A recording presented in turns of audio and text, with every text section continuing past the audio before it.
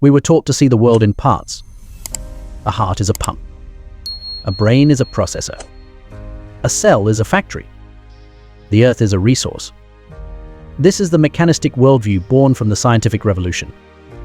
It gave us power, precision, and progress, but it also gave us separation. It severed soul from science, mind from body, humanity from nature. But what if we've reached the limits of that view? In the system's view of life, physicist Fritjof Capra and biologist Pier Luigi present a bold, integrated vision of reality, one where life is not a machine, but a network. Where meaning is not imposed, but emerges. Where consciousness, biology, and ecology are one living whole. Let's begin not with the parts, but with the patterns. Chapter 1. From machines to living systems. Western science rose with the brilliance of Newton and Descartes. The universe was a clock. Matter was dead. Life was a mechanism. This view brought precision to physics, chemistry, and engineering. But it reduced everything, including life, to separate, isolated components. The system's view begins by asking, what if the whole is not just the sum of the parts? What if life cannot be understood by breaking it down, but only by seeing how it connects? This is a shift from structure to pattern, from objects to relationships, from analysis to integration. Chapter 2. Networks. The architecture of life. At every level, cells, ecosystems, societies, life organizes itself in networks. A network is not a hierarchy. It has no central commander.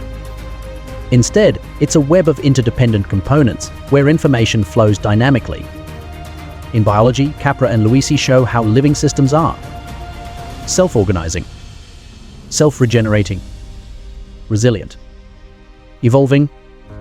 Cells operate through molecular feedback loops. Ecosystems balance through mutual adaptation.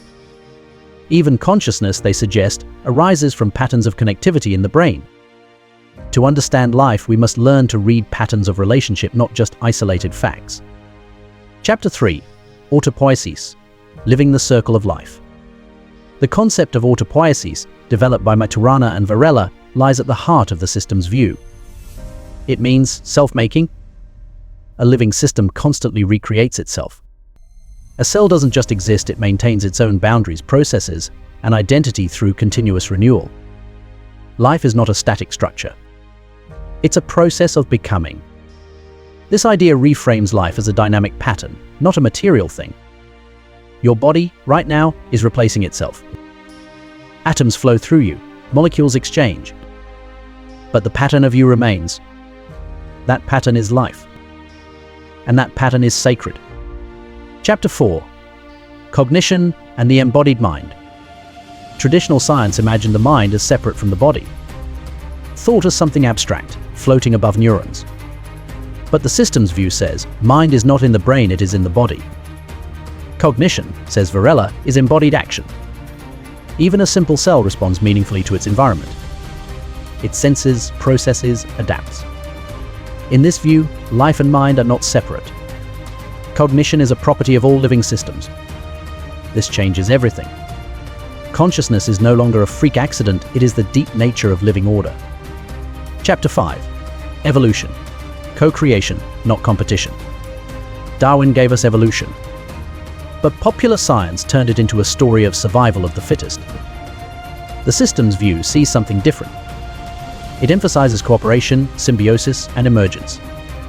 Yes, there is competition, but also mutual aid, interdependence, ecosystem-level adaptation. Species don't evolve in isolation. They evolve with each other. Life, then, is not a battle. It is a dance of unfolding complexity.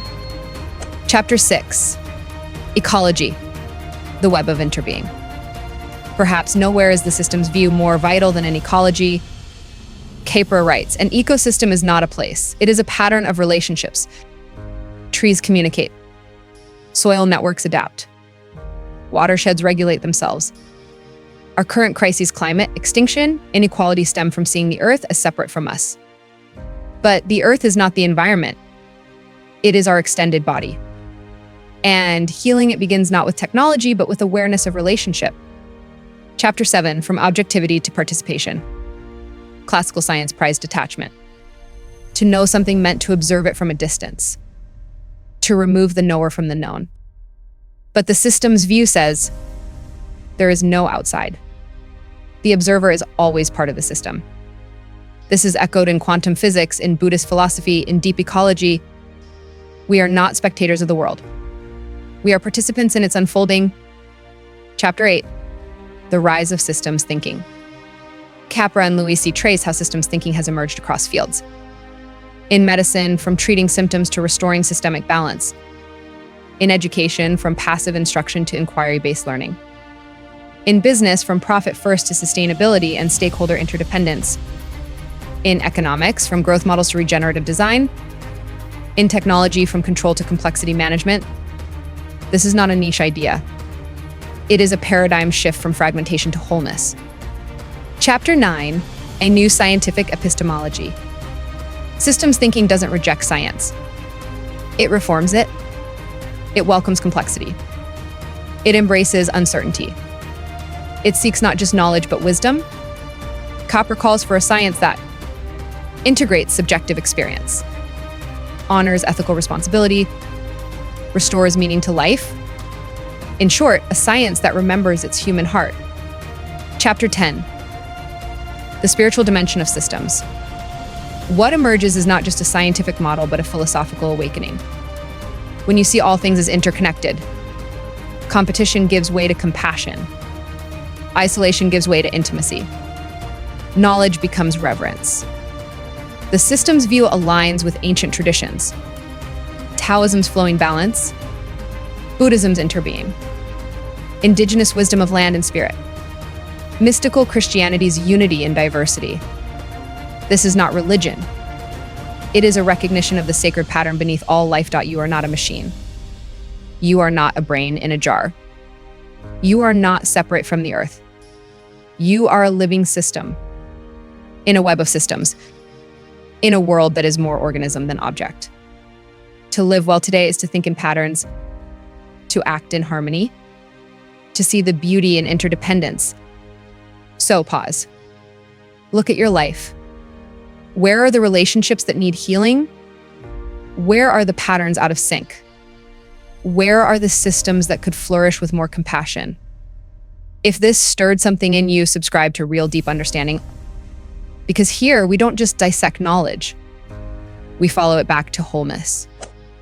Like this, if it expanded how you see life itself.